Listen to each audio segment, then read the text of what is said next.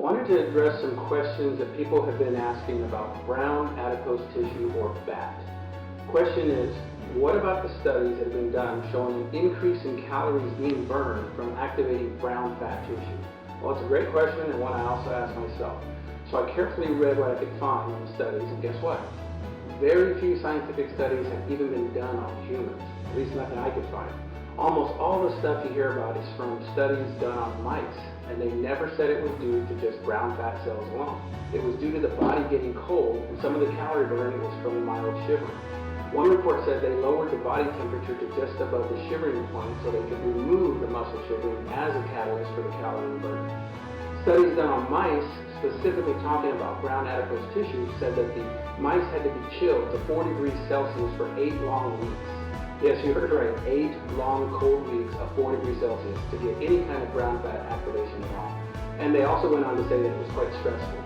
For those of you that don't know, 4 degrees Celsius is 39.2 degrees Fahrenheit. Yeah, like most people want to be cold for an hour or more a day just to burn an additional 80 or so calories an hour. So I believe if people knew they would have to be cold to the point of shivering just to burn maybe an extra 200 calories a day, most wouldn't even bother. I know I definitely wouldn't, especially since I already know firsthand how hard it is to do, and I like it cold. You need to get the facts. As I tell my kids, don't believe everything you hear. Hell, don't even believe me. Check it out for yourself and do the research before spending any money on something you'll maybe do only once or twice. I did it a few times and said, screw that, and like I tell people, I like it cold, but that was very cold. Now, I've lived in Washington State for over 25 years, and I used to spend lots of time in the cold skiing, snowshoeing, and mountain biking, and sometimes in the cold rain. So I guess you could say I was activating my brown fat back then, but I never look like I do now.